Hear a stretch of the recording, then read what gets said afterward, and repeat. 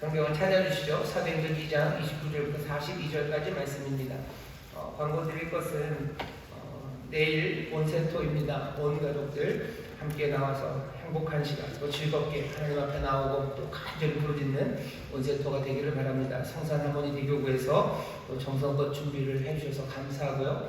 모든 성도들, 우리 아이들, 부모님들 손잡고 나오는 행복한 시간이 되기를 바랍니다. 자, 사도행전 2장 29절서부터 42절까지 말씀입니다. 찾으신 것 같은데 한 목소리로 공독하겠습니다. 형제들아, 내가 조상 다윗에 대하여 담대히 말할 수 있노니 다윗이 죽어 장사되어 그 묘가 오늘까지 우리 중에 있도다. 그는 선지자라 하나님이 이미 맹세하사 그 자손 중에서 한 사람을 그 위에 앉게 하리라 하심을 알고 미리 보는 거로 그리스도의 부활하심을 말하되 저가 음부의 버림이 되지 않고 육신이 썩음을 당하지 아니하시리라 하더니 이 예수를 하나님이 살리신지라. 우리가 다 이 일의 증인이로다. 하나님이 오른손으로 예수를 높이시매 그가 약속하신 성령을 아버지께 받아서 너희 보고 듣는 이것을 부어 주셨느니라. 다윗은 하늘에 올라가지 못하였으나 친히 말하여 가로되 주께서 내 주에게 말씀하시기를 내가 네 원수로 네 발등상 되게 하기까지 너는 내 우편에 앉았으라 하셨도다 하였으니 그런즉 이스라엘 온 집이 정령 알지니 너희가 십자가에 못 박은 이 예수를 하나님이 주와 그리스도가 되게 하셨느니라 하니라. 저희가 이 말을 듣고 마음에 찔려 베드로와 다른 사도들에게 물어가로되 형제들아 우리가 어찌할꼬 하거늘 베드로가 가로되 너희가 회개하여 각각 예수 그리스도의 이름으로 세례를 받고 죄 사함을 얻으라. 그리하면 성령을 선물로 받으리니 이 약속은 너희와 너희 자녀와 모든 먼데 사람 곧 주 우리 하나님이 얼마든지 부르시는 자들에게 하신 것이라 하고 또 여러 말로 확증하며 권하여 가로되 너희가 이 패역한 세대에서 구원을 받으라 하니 그 말을 받는 사람들은 세례를 받음에 이날에 제자의 수가 3,000이나 더하더라. 저희가 사도의 가르침을 받아 서로 교제하며 떡을 떼며 기도하기를 전혀 힘쓰니라. 아멘. 아멘. 오늘 우리가 사도행전 2장 29절부터 42절까지 말씀 본문으로 읽었고요. 설교의 제목은 올라가는 회개입니다. 올라간 회개라는 제목으로 어떤 말씀을 나누려고 합니다. 우리가 성령 강림 주일이 지난 지 얼마 안 됐습니다. 성령 충만한 또 성령을 부어주시는 우리 놀라우신 주님, 그것이 사인이죠. 이제 시작했다는 사인입니다. 이제 우리를 위해서 십자가 지셨던 그 놀라우시고 은혜로우시고 자비하시고 우리를 그렇게 사랑하시는 그 온유하신 선한 목자가 이제 주가 되시고 그리스도가 되셔서 그 모든 권세와 지혜 그 평강으로 세상을 다스리시고 구원하기 시작하셨다는 사인이에요. 이제 시작돼서요. 성령을 부으시면서 이제 아버지 하나님의 그 거룩한 일, 그 기쁨으로 이루실 일, 그리고 사랑으로 이루실 그 통치와 그 구원의 완성을 이제 어린 양, 그 놀라우신 주 예수 그리스도가 시작하셨음을 우리가 지난 성령 강림주일에 다시 한번 확인한 겁니다. 이제 우리는 다시 한번 확인해야 돼요. 지금 이 살아가는 이 세상이 벌써 2000년 전에 시작되었고요. 이제 그날의 완성을 향하여 또박또박 뒤로 물러남 없이 앞으로 역사는 흐르고 있고요. 주님은 멈추지 않고 그 일을 하고 계십니다. 세상과 역사에 대해서 사람들이 여러 가지 절망적인 이야기도 하고 아니면 근거 없는 장밋빛 전망을 말하기도 하지만 우리는 세상이 말하는 장밋빛 전망에 근거 없는 낙관 그것을 가지는 사람들도 아니고 어쩔 수 없이 보여지는 여러 가지 절망의 이유들 때문에 낙심하고 그리고 기죽어서 세상을 향하여 염세적으로 살아가는 사람들도 아닙니다. 우리는 분명한 소망, 어떤 세상의 사람들보다 낙관적이지만 그 낙관의 이유가 세상과는 전혀 달라요. 우리의 낙관의 이유, 소망의 이유는 분명히 하늘에 있습니다. 하늘에 있다는 것은 하늘에 뭐가 딴 게 있는 게 아니에요. 우리를 사랑하시고 우리를 위해서 모든 것을 내어주신 그 놀라우신 은혜의 주님이 저 하늘에서 우리를 위해서 지금도 역사하시고 또 그 선하신 지혜로 이 땅을 다스리고 계심을 우리가 믿기 때문입니다. 우리는 이 복음을 듣는 사람이요 역사에 대한 이야기를 들어요. 앞으로 펼쳐질 일들을 세세하게 우리는 모릅니다. 하지만 우리는 분명히 믿어요. 모든 것들이 합력하여 선을 이루어갈 것을 우리는 믿고 그 은혜의 주님이 다스리시니 이 땅에 하나님의 공의와 또 자비가 가득하게 될 것을 믿습니다. 공의와 자비가 어떻게 조화를 할 수 있을까? 우리는 많이 고민하고 설명하려고 애를 쓰겠지만 다 파악하지 못할 수도 있습니다. 아마 그러기가 쉬울 겁니다. 하지만 우리는 분명히 믿어요. 완벽하게 그 자비와 그 공의를 조화시키셔서 누구도 시비 걸 뿐만 아니라 시비 걸지 못할 뿐만 아니라 오히려 박수치고 영광으로 그 앞에 무릎 꿇게 만들 만한 그 놀라운 자비와 또 그 공의의 조화가 주 안에서 온전히 이루어질 것을 우리는 믿습니다. 우리는 역사에 대해서 그렇게 생각해요. 그러니 한없이 억울해하지만도 않습니다. 그렇다고 또 한없이 자만에 빠져서 인생을 낭비하며 살지도 않습니다. 성령의 충만한 성령을 부어주시며 시작하셨던 주님의 역사. 그러니 성령 강림절을 지난 성도들은요, 마음에 다시 한번 우리가 걸어가야 될 길들, 그 길들이 보여지기 시작하고 우리의 믿음은 점점 더 굳건해지고 그리고 서로를 격려할 말들이 생깁니다. 서로를 격려할 소망이 우리 안에서 점점 끌어오르는 거죠. 그러니 남종과 여종에게 부으신다고 하셨어요. 아이나 어른, 노인에게 모두에게 부으신다고 하셨어요.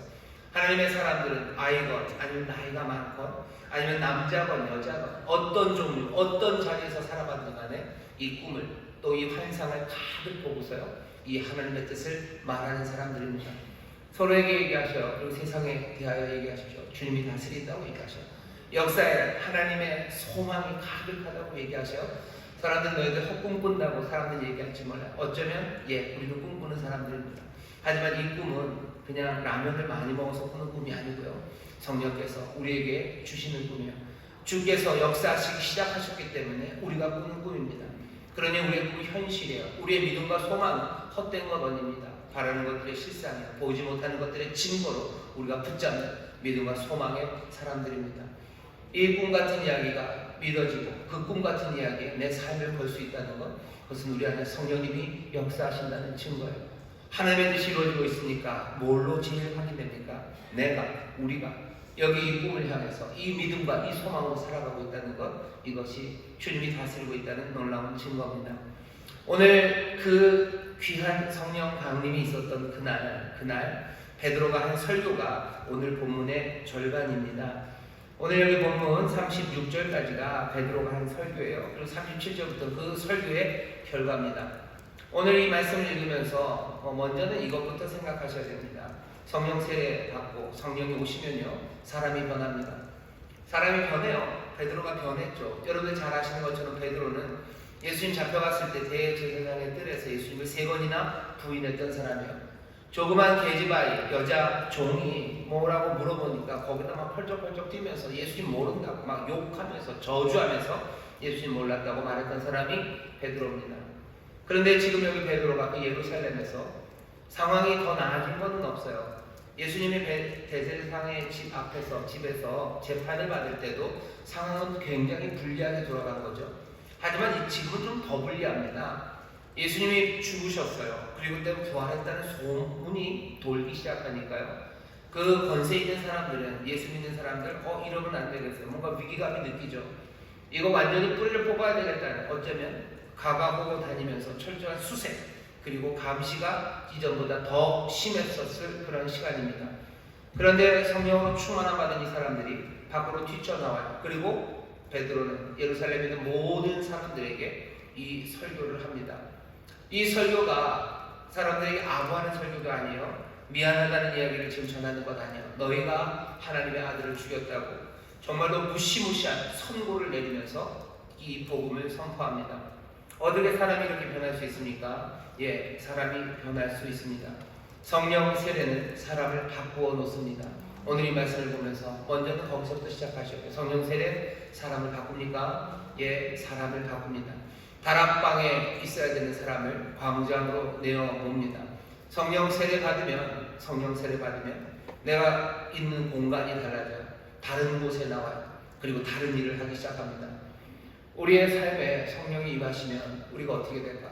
사람들은 성령이 임하시면 내 마음 안에 뭔가가 있을 거라고 내 마음의 변화를 계속 내면으로 파고들면서 얘기를 하고 싶어요. 하지만 오늘 저는 이 본문을 통해서 설교 제목이 올라가는 회개입니다. 우리의 신앙이라는 것, 성령님이 오셔서 하는 게 꼭 우리의 내면에 있는 문제를 어떻게 해결하시는 게 아니에요. 내 안에 있는 거, 마음속에 있는 거, 쓴뿌리를 해결하시는 거, 그거는 아니고 어쩌면 저 산에 가서 칡뿌리를 뽑게 하시는, 재미없는 농담이죠. 내 안으로 사람을 자꾸 안으로 들어가게 만듭니다. 그건 그냥 문화적이고 뭐 철학적이고 그냥 세상이 그래요. 사람들이 점점점 내면으로 개인적으로 파고들게 만들어가요. 철학이라는 것도 그렇죠. 2500년 전 소크라테스 그 이전만 해도 세상이 뭘로 만들어졌을까? 그 프린시플, 원리에 대해서 생각했어요. 물, 바람, 흙, 공기 이런 거 얘기하면서 세상에 대해서 생각했어요. 근데 점점 어디로 옵니까? 내 안으로 들어오는 거예요. 왜? 바깥에 있는 것들은 이제 과학이 뺏깁니다. 과학이 세상을 설명해요. 뉴턴이 마음의 인력의 법칙을 만들 때만 해도 뉴턴은 자기가 철학자라고 생각했어요. 과학, 세상에 관한 무슨 철학적인 원리를 말한다고, 철학을 한다고 생각했는데, 사람들이 점점 우리가 뭔가 고민하고 생각하는 건 뭐예요? 이 세상, 우주, 그리고 겉에 만들어지는 이 물질의 세계가 아니라 이 안의 것이라고 생각하기 시작하면서 철학도 계속 안으로 들어갑니다. 20세기 초만 되면요, 20세기 초가 되면 철학이 뭘 얘기하기 시작하면 현상학을 해서 페노메놀로지예요. 이 현상이라는 건 바깥에서 나타나는 현상을 설명하는 게 아니에요. 내 생각에, 그렇죠? 내 생각에 소위 말하는 컴퓨터 앞에 내 화면에 뜨는 뇌 화면에 뜨는 이 페노메나들, 이것들을 어떻게 설명할까? 이런 이야기로 점점 들어옵니다. 이런 생각이 그냥 흐름이에요. 그러다 보니 예수 믿는 사람들도 마찬가지예요. 예수 믿는 것도 그냥 내 마음의 문제예요. 분명히 마음에 있는 우상을 넘어뜨려야 됩니다. 하지만 내 마음에 있는 우상이 넘어뜨려지는 것으로만 끝나지 않아요. 내 눈앞에 우상이 사라져야 돼요. 내가 쫓아가는 그 길이 달라져야 되는 거죠. 그런데도 사람들은 세상을 말하기 어려워해요. 그러니 신앙의 문제도 자꾸 안으로. 성령 세례 받으면 어떻게 돼요? 내 마음이 변한대요. 내 마음이 변하고 내가 회개한대요. 그게 성령 세례의 다인 것 같지만 오늘 본문에서는 좀 다릅니다. 먼저 그 증거가 베드로죠. 베드로가 성령 받고서 내 안을 살피기 시작했네. 성령 받고서 내가 잘못했구나. 거기가 끝입니까? 아니요. 베드로가 그리고 여기 있는 이 사도들이 그리고 이 120명이 성령 받고서 했던 어쩌면 가장 분명한 일은요, 공간이 바뀌는 거예요. 마가의 다락방에 있던 사람들이 예루살렘 그 광장으로 뛰어나오는 겁니다. 회개한다고. 오늘 이제 설교를 좋아할 건데 회개. 오늘 설교 제목이 올라가는 회개입니다. 먼저는 기억해 주세요. 베드로 성령 세례 받으면 사람이 바뀌는데요. 그건 마음에 뭔가 변화가 있어서 악독했던 사람이 선한 사람이 되고, 뭔가 세상을 향해서 비관적이었던 사람이 뭔가 낙관적인 생각을 가진 것, 그것이 성령 세례의 당연함입니다. 그냥 오늘 본문이 말해주는 것, 베드로의 마음 상태가 어떤지에 대해서 설명하고 있지는 않아요. 이 사람들이 그 마가의 다락방에서 광장으로 달려 나온 것, 우리에게는 지금 그 이야기를 해줍니다. 오늘 본문이 우리에게 또 알려주는 건 뭐냐면요, 성령 충만한 사람이 무슨 설교를 하는가요? 무슨 설교를 하는지, 그리고 어떻게 설교하는지 우리가 보게 됩니다. 성령 충만받은 사람들은 무슨 얘기합니까? 오늘 본문 보면요, 회개하라고 명합니다. 베드로에게 와서 사람들이 물어요. 베드로의 설교를 다 듣고 사람들이 묻죠. 어찌할 거라고 물을 때 베드로는 머뭇거리지 않아요. 그냥 바로 대답합니다. 회개하라고. 복음을 증거하는 사람들, 성령 충만한 사람들 무슨 얘기합니까? 예수님 얘기해요. 성령 충만해서 하늘의 지혜가 임했으니까 뭔가 쌈박하고 신박한 이야기들, 사람들이 너무너무 즐겁고 행복한 이야기를, 아니요, 그런 이야기 아닙니다. 하나님 이야기예요. 예수님 이야기하기 시작합니다. 우리가 성령 충만받은 사람들, 얼마 전에 성령 감림주일이었죠. 우리 인천 수목교회 성도 여러분들, 어제는 괜히 수목교회라고 자랑할 건 없어요. 그래도 성령님 사모하고 또 누구보다도 성령 충만받기를 원하고 기도하고 또 충만한 우리 인천 수목교회 성령 충만한 성도 여러분들이 광장에서 해야 될 말들, 성령 충만함으로 전해야 될 소식은 다른 이야기들 아니에요. 예수님에 관한 이야기예요. 그리고 전해져야 될 메시지는 회개하라는 메시지입니다. 오늘 본문이 우리에게 그냥 그 처음 시작을 알려줍니다. 성령 충만함으로 뭘 살까? 무슨 설교를 할까? 성령 충만함으로 처세술을 가르쳐요? 아니요. 오히려 별세를 가르치는 거예요. 회개라는 건 그건 별세입니다. 이별이에요. 세상을 떠나는 것, 공간이 바뀌어지는 것, 그것들 말하기 시작하는 거죠. 어떻게 설교합니까? 담대하게 그리스도를 말합니다. 성령 받았다고 해서 장풍을 날리지 않아요. 성령 충만한 설교자이기 때문에 뭐 넘어뜨리고 뭐 맺히고 어디 옛날에, 요즘은 좀 그런 거 없는데요. 어디서 그런 거 하더라고요. 어떤 목사님이 이런 거 뭐 애들이 들으면 안 되니까 뭐 그런 거 있더라고요. 목사님 앞서서 장풍하면 저 뒤에서요 진짜 펑펑 날아가더라고요. 항용식 팔자 뭐 이런 거 한번 했는데, 베드로는 뭐 장풍 날린 건 없습니다. 성령이 그렇게 충만했어요. 이 사람들이 할 일이 뭐야? 여러 가지 방언으로 하나님의 큰 일을 말합니다. 나중에 병 고쳐요. 이렇게 세웁니다. 병 고치고 이렇게 세워요. 하지만 말씀을 전하는 이 자리에서 무슨 장풍 날리고 그런 거 하지 않아요. 예수의 복음을 전하면 됩니까? 예, 성령 충만 받은 사람은 그렇게 합니다. 설교, 이 복음의 선포를 듣고 결과는 어떻게 됩니까? 결과는 회개하는 거예요. 회개하라고 말해요. 회개해라. 그리고 믿고 세례를 받아라. 그랬더니 사람들이 정말로 회개합니다. 그리고 믿고 세례를 받아요. 그 다음에 무슨 일 하죠? 가르침을 받고 교제하고 떡을 떼고 기도합니다. 이게 성령 충만함 받은 사람들의 삶의 모습이에요. 여기서부터 뭐라고요? 하나님의 놀라우신 뜻, 우리 예수 그리스도의 통치와 구원이 시작되기 시작한 거예요. 성령을 부으심으로 시작하셨어요. 성령을 부으심으로 시작한 그 시작은 어떻게? 그 시작의 완성입니다. 시작의 완성은 어떻게 돼요? 성령을 주심으로 시작이에요. 그리고 사람들은 회개합니다. 그리고 세례를 받고 그 다음에 어떻게 돼요? 그 변화된 삶으로 가르침 받고 예배하고 교제하고 기도해요. 그게 시작의 완성이에요. 그때부터 어떻게 되는 거예요? 이제 전개죠. 그때부터 펼쳐져 나가기 시작하는 거예요. 악한 영들이 떠나가기 시작하고 병든 사람들이 일어서기 시작하고 새로운 믿음의 공동체를 만들어가고 하나하나 하나님의 선한 역사가 퍼져 나가기 시작합니다. 우리의 삶도 마찬가지입니다. 성령 충만함 받은 우리가 해야 될 시작의 완성은 어떻게 될 겁니까? 예, 회개하는 데서부터 뭔가가 시작돼요. 주는 우리에게 성령을 부으셔요. 그러면 우리는 회개하고 그때부터 우리는 받기 시작하죠. 세례를 받고 죄사함을 얻고 성령을 선물로 받고 그래서 가르침 받아 예배하고 기도하며 이제 시작의 준비가 완성되는 겁니다. 그리고는 퍼져나가기 시작하는 거예요. 회개가 없다면 이 시작의 완성은 이루어지지 않습니다. 저와 여러분도 회개하셔야 돼요. 안 그러면 제대로 시작할 수 없습니다. 옛날에 어떤 양말인지 그건 생각 안 나요. 앞에 그 노래가 있어요. 아하 저 신사 양복 좋고 구두 좋은데 쉬운 건 신고 있는 양말이구려 뭐 이런 노래가 있어요. 양말을 안 신으면 완성이 안 돼요. 회개 안 하면 아무리 안 됩니다. 회개하라고. 베드로가 얘기한 명령은 회개해라. 회개하고 너희들 믿고 세례를 받아라. 앞에 딱 명령이 회개해라라고 얘기합니다. 여러분 회개가 뭐라고 생각하셔? 회개라고 할 때 그 회자가 어떻게 쓰는지 잘 보시면 어떤 사람들은 회자를 그 마음 신변에다가 후회한다 할 때 그 회한할 때 그런 회자를 쓰기도 해요. 그러니까 후회하는 거예요. 후회하면서 고치는 게 회개다라고 하기도 하고 어떤 회개는 그냥 돌아온 회자입니다. 이 구자 2개 써서 회개예요. 돌아서는 거라고 얘기를 합니다. 2개 다 의미가 있어요. 왜 그러냐면 오늘 본문에 보면 베드로가 회개하라고 그러죠. 회개해라라는 그 말이 헬라어로는요 메타노이아입니다.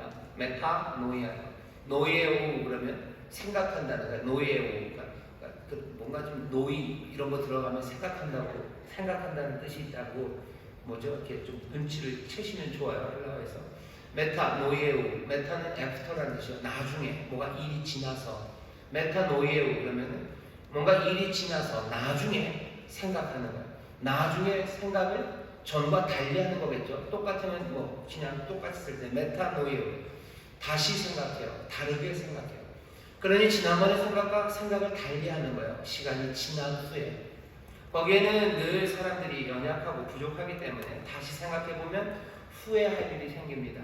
내가 뭔가 잘못한 게 있죠. 그러니 메타노이아라는 얘기는 뭔가 다시 반성, 우리말로 하면 후회하는 것, 그것 때문에 뭔가 뉘우치는 생각, 그런 뜻이 분명히 있습니다. 그러니 베드로가 이스라엘 사람들, 예루살렘 거민에게 메타노이아라는 너희들 다시 너희들 잘못 생각했지라고 촉구하는 게 돼요. 하지만 정말로 그 말 뜻 안에는요, 그냥 콧물이 늘 필연적으로 묻어있는 말은 아닙니다. 메타노이아, 생각을 다시 하는데 꼭 눈물과 콧물이 묻어야 됩니까? 그거는 아니에요. 더더군다나 베드로가 분명히 히브리인이죠. 분명히 유대 사람이기 때문에 이 사람이 회개하라는 말을 했을 때는 아마도 히브리말 슈브라는 걸 생각했을 거예요. 왜? 그 말이 너무 유명하기 때문이에요. 예수님 전에 꽤나 많았던 선지자들이, 구약에 많은 선지서들이요, 슈브 제일 유명한 게 호세아죠. 돌아서라고. 이사야가 말합니다. 돌아서라고, 돌아와야 된다고. 뭐라고? 후회하고 콧물 눈물 흘려라 라고 이야기하지 않아요. 너희들 땅을 치고 가슴을 그렇게 억울해하고 잘못했다고 빌어라 라고 얘기하잖아요. 이스라엘 백성에게 원하는 바는 뭐예요? 다시 돌아오는 겁니다. 그냥 진짜로 돌아오는 거예요. 창세기 8장 같은 비둘기, 노아가 난리죠. 비둘기가 돌아오지 않아요. 그때 그냥 돌아온다. 슈브하지 않은 거예요. 아브라함이 하나님과 함께 소돔과 고모라에 대해서 막 얘기를 합니다. 그러다가 이제 딜이 다 끝났죠. 하나님 갈 길로 가고 아브라함은 아람과 자기의 집으로 돌아갑니다. 그냥 슈브는 그렇게 가야 되는 곳으로 돌아가는 거예요.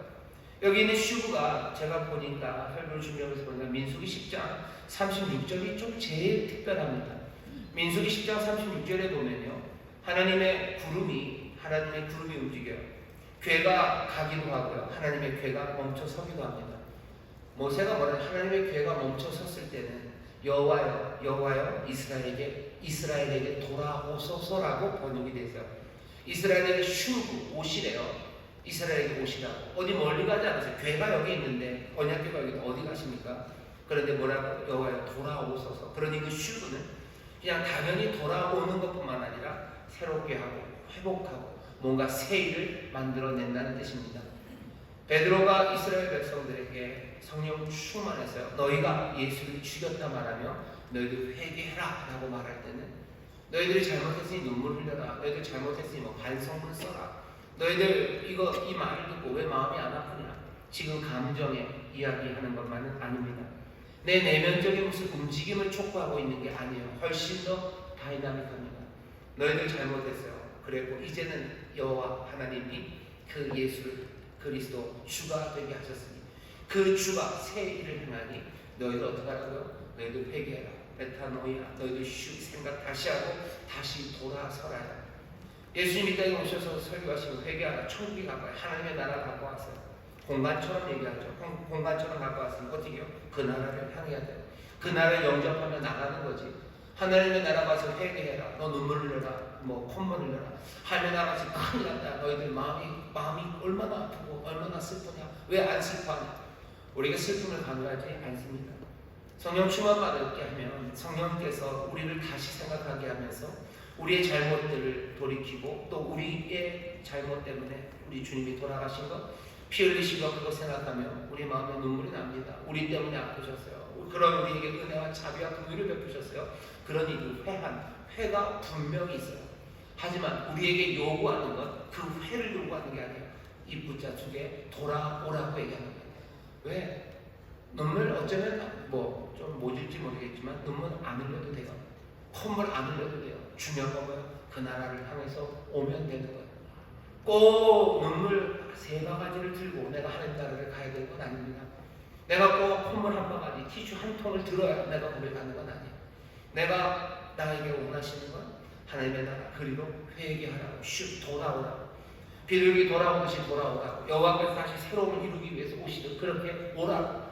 호세아가 그렇게 얘기했듯이 여호와께로 돌아가자, 여호와께 돌아가자 했던 것처럼 그리고 돌아가자고 얘기하시는 거예요. 성령 충만한 사람들은 회개하라고 얘기하시는데, 여러분들 마음에 너무 집중하지는 마셔요. 분명히 메타노이아가 있습니다. 하지만 히브리 개념 슈브예요. 그리고 오늘 말씀을 잘 보셔요. 오늘 말씀은 몸땅과 공간에 관한 이야기예요. 공간에 관한 이야기입니다. 오늘 이 설교를 보세요. 예수님이 어떤 분이신지 베드로가 뭐라고 설명합니까? 예수님이 설명할 때 우리 마음에 깊숙이 들어오셔서 마음 저 뒷공간을, 그래서 그 뒷 백도어를 어떻게 하셔서 우리를 백허브 하시는 분, 그렇게 얘기하지 않으셔요. 예수님은 누구세요? 하늘에서부터 이 땅으로 내려오신 분이세요. 하강의 움직임이죠.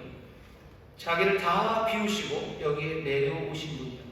그리고 뿐만 아니라 죽으셨어요. 그러니 그 음부까지 내려가셔서 가장 바닥으로 내려가시고 그 내려가시는 그 예수를 하나님께서 어떻게 해요? 죽은 자 가운데서 일으켜 세우셨어요. 일으켜 세우신 것입니까? 아니요. 다시 하늘로 올리셨어요. 복음의 이야기는 예수님이 무슨 분이시냐? 우리의 마음을 위로하기 위해서 안개처럼 오시고 스며들다. 요즘 그런 말 많이 해요. 우리의 마음에 스며드시는 분. 그렇게 설명하지 않아요. 베드로는 지금 성령 충만해서 예루살렘 거민들에게 예수는 움직이시는 분, 하늘에서 자기를 이 땅에 오시고 이 땅에 오셔서 어디로? 그 음부로 내려가시고 아버지는 또 어떻게 하셔요? 다시 올리시고 죽은 자 가운데 일으켜 세우시고 그리고 다시 하늘로 올리신 분. 그래서 그리스도 예수는 지금 하나님 우편에 앉아 계신 분이라고 설명합니다. 예수님은 공간으로 설명되고 있어요. 내려오시고 올라가신 분이야. 지금 하나님 우편에 계셔요. 왜 그래요? 왜 그렇게 자꾸 공간 얘기를 합니까? 우리가 공간으로 생각하기 때문에 그렇습니다. 우리의 생각이 그래요. 공간으로 회개하라는 말이요. 우리에게 마음속을 살피라는 말 아니에요. 우리에게 움직이라는 얘기입니다. 움직여 가기 시작하는 거예요. 내일이 온센토가 있어서 설교를 빨리 끝내야 되는데 이러면 안 되는데 예수님은 공간으로 움직이십니다. 공간으로 설명해 볼까요? 위에서 아래로 오셨고 다시 올라가셔서 예수님이 하신 일은 그런 공간의 움직임을 자기는 공간으로 움직이시고 우리는 가만히 우리 마음을 안에 머무르게 하시냐? 아니요, 그렇지 않습니다. 예수님이 하신 일을 잘 보셔요. 예수님이 하신 일은 변두리로 밀려간 사람들이 있어요. 변두리로 밀려간 그 사람들을 다시 중심으로 불러내시는 일이에요. 사람들이 눌린 사람들이 있습니다. 아래로 눌린 사람들, 그 사람들을 다시 일으켜 세우는 일입니다. 세상은요, 사람들을 공간적으로 핍박해요. 그리고 공간적으로 다른 공간을 만들어냅니다. 공간이 달라져요. 밀어내죠. 사람들을 밀어냅니다. 그리고 아래로 짓눌러요. 짓누릅니다. 변두리로 밀려난 사람들이 있어요. 그리고 찍어 눌러진 사람들이 있어요. 사람들을 죽여요. 그리고는 묻어버립니다. 묻혀버린 사람들이 있어요. 예수님께서 음부에 내려가신 것처럼 그렇게 묻혀 내려간 사람이 있어요. 예수님 저 변두리로 모든 것 빼앗겨서 몰려간 것처럼 그렇게 사람들은 누군가를 밀어냅니다. 밀어내고 묻어버리니 사람들은 신음하는 거예요. 그리고 신음하게 사람들이 만드는 겁니다. 세상의 권세와 세상의 질서가 그렇게 만들어요. 하지만 주 예수 그리스도 우리 주님은요, 이 땅에 계시면서 그 모든 밀려나고 묻혀버렸던 사람들을 다시 다 끌어올리신 분이셔. 내려오시셔 올라가셨다는 것, 자기 혼자 그냥 엘리베이터 타고 내려갔다 올라가신 것, 그거 아니에요. 여기 내려왔던 사람들을 올리시고요, 멀리 밀려왔던 사람들을 다시 중심으로 불러오십니다. 생각해봐야 되는 건, 이 밀어내고 묻어버리는 것에 주체들이 있어요. 이 사람들은 누굽니까? 다른 사람들 아니에요. 저와 여러분들이요. 우리는 놀랍게도 이 밀어버리고 묻어버리는 것에 당하는 사람이기도 하고요, 그리고 그 일을 실행하는 사람이기도 합니다. 나는 내 부하 직원을 묻어버리는 사람이에요. 하지만 동시에 우리 부장님이 나를 묻어버리셨어요. 나는 또 어떻습니까? 나는 내 자녀들을 그런 사람 많이 없기를 바라지만 내 자녀들을 저리로 밀어붙이는 사람이에요. 하지만 또 동시에 그래서 내 자녀들이 나를 저 변두리로 밀어붙였어요. 사람들은 밀어내는 사람 그리고 밀려나간 사람이 완전히 구분되지 않습니다. 모두가 서로를 밀어내요. 그리고 서로가 서로에게 밀쳐집니다. 서로가 남들을 묻어요. 그리고 또 자기도 묻힙니다. 그러니 뭐만 남아요? 그냥 공허한 텅 빈 세상만 남는 겁니다. 결국 모두가 다 밀려났어요. 그리고 모두가 다 묻혀버렸습니다. 모두가 다 죽었어요. 그리고 모두가 다 슬프고 모두가 다 외롭습니다. 그러니 세상은 텅 비고 허무한 공간이 되어버리는 겁니다. 누가 만들었죠? 우리가 만들었죠. 우리가 만들었어요. 그리고 우리는 그 세상을 살아가고 그 세상을 바라보며 또 절망합니다. 예수님이 하시는 일은 뭐죠? 그 텅 빈 공간을 채워오신 거예요. 죽음에서 사망에서 생명으로 채우셔요. 밀려났던 사람들 오기 시작해요. 회개가 뭔가 돌아서는 거죠. 멀리 밀려났던 사람들이요, 중심으로 오는 게 회개예요. 우리가 저 멀리 밀려났던 사람들이기 때문에 주님이 우리를 회개하라고 하실 때 너 거기서 눈물 흘려라 이거 하는 얘기가 아닙니다. 중심으로 부르시는 거죠. 묻혀버린 사람이고 늘려버린 사람들, 그 사람들 다시 끌어올리시는 거예요. 그러니 회개라는 게 뭔가 우리가 하나님의 은혜를 받기 전에 해야 되는 무슨 리추얼, 그걸 해야만 되는 무슨 치러야 되는 뭔가가 아니라 회개하라는 부르심이에요. 은혜로 부르심이에요. 복 주시는 부르심으로 우리를 부르시는 겁니다. 성령 충만한 사람들 회개하셔. 변두리에 있는 사람들이 중심으로 오라는 초청이에요. 묻힌 사람들 다시 올라오라는 초청입니다. 성령 충만한 사람들은요, 그래서 회개를 참여해요. 그리고 그렇게 회개해야 성령이 충만한 가운데 이제 하나님의 나라를 누리기 시작해요. 주님께서 주시는 놀라운 구원과 그 생명을 누리기 시작합니다. 회개하지 않으면 누릴 수 없어요. 무덤 속에서 저 변두리에서 우리는 그것 주님이 주시는 것 누릴 수 없습니다. 어떻게 하셔야 됩니까? 중심으로 오셔야 돼요. 중심으로 오는데 세상이 말하는 중심으로 오는 거 아니에요. 세상이 말하는 위로 가는 것 아닙니다. 우리는 이제 그 정도는 알아요. 정말로 그 중심, 그 위가 어딘지 압니다. 그 위는 어디죠? 우리 주 예수 그리스도가 하나님 보좌 우편에 앉은 그 위에 우리가 주께로 가는 거예요. 세상의 중심에 누가 있습니까? 이제 아무도 없는 텅 빈 세상이 아니라 우리의 우상이 거기 서고 우리의 허망한 것들이 거기에 서 있는 것 아니라 모든 탑들은, 모든 우상들은 무너지고 이제는 주 그리스도가, 우리 살아가는 예수님이 주와 그리스도가 되셔서 세상의 중심에 서 계셔요. 주께로 가는 거예요. 주께로 그 중심으로 오시고 위에 계신 그분에게로 움직여가는 이 회개가 우리 가운데 시작되기를 주의 이름으로 축원합니다. 그러니 회개는 훨씬 다이나믹합니다. 움직여 가셔. 중심으로 가셔. 내가 중심으로 갈 거고 내가 위로 갈 겁니다. 그래서 오늘 설교 제목이 올라가는 회개예요. 여러분 삶에 올라갈 걸 기대하셔. 내가 중심으로 갈 것을 기대하셔. 세상이 말하는 세상의 중심, 세상이 말하는 위가 아니라 주가 계신 곳 그곳으로 가는 겁니다. 잘 안 가지죠? 왜 안 가지는지 아십니까? 왜 안 가지냐면 우리가 좀 무거워서 그래요. 가벼워야 됩니다. 가벼워야 갑니다. 주님이 우리를 이끄시는데 우리가 잘 안 가요. 그거 그죠? 이거 돌리는 거 생각하시면 돼. 막 돌려요. 끝에 매달려 있는 게 우리고 우리는 중심으로 와야 되는데 중심으로 못하고 계속해서 이렇게 뭐 원운동만 하죠. 왜 원운동만? 왜 괜히 둘레 달립니까? 왜 둘레길만 계속 걸으셔? 왜 중심으로 못 와요? 그냥 당기는 힘이랑 원심력이랑 평형을 이루는 거예요. 주님도 확 당기시죠.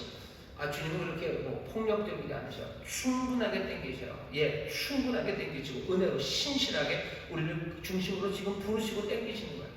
돌아오라고 계속 변함없이 은혜로 부르시죠. 근데 왜 우리가 돌아오지 못합니까?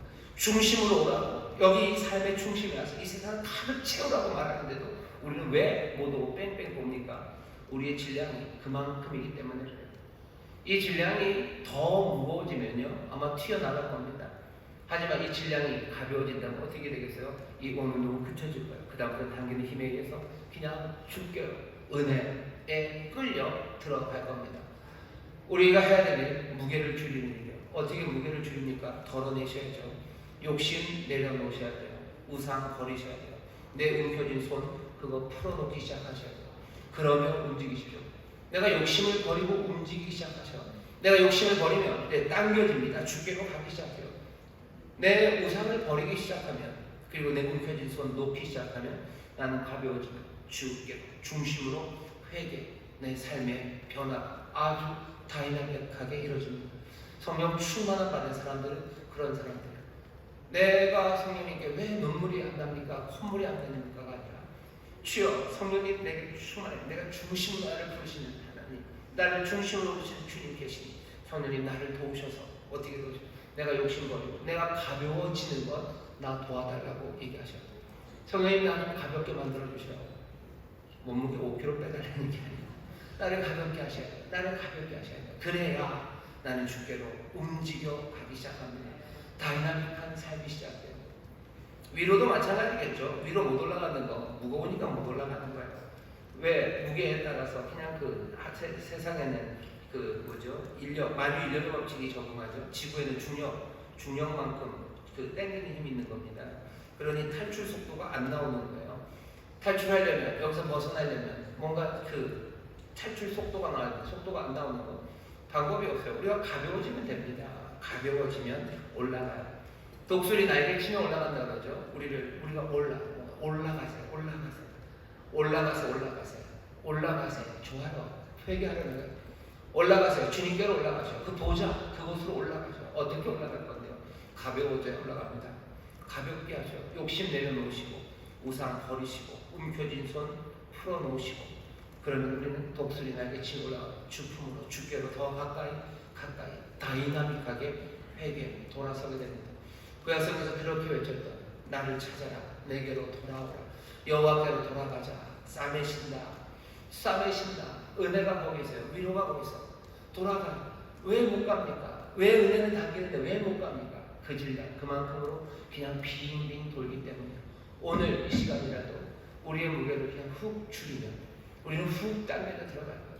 오늘 내가 내 욕심 버리시면 돼요. 오늘 내가 내 우상 버리시면 돼요. 언제가 됐든 구원은 늘 오늘입니다. 내일 구원의 날이라는 건 없어요. 내일 그러니 그러죠. 보라 지금이 구원됐다. 오늘이 구원받는 날. 오늘 구원받는 거니 내일 어떻게 구원받습니까? 오늘이에요. 욕심은 내가 내일 느꼈다고 알려드릴게요. 내일이라는 건 늘 무게를 줄이는데 아주 치명적입니다. 여러분들이 다 아시죠? 다이어트는 언제부터 하는 거예요? 내일부터 하는 거예요. 그러니 안 죽은 거예요. 그러니 주기로 안 가는 거예요. 오늘 내가 가벼워져야 돼요. 그래야 내 삶이 오늘 바뀌는 겁니다. 은혜의 날은 내일이 아니라 오늘 구원받는 거예요. 예수님이 사교에게 가시고 그랬어요. 오늘 네 집에 구원입니다.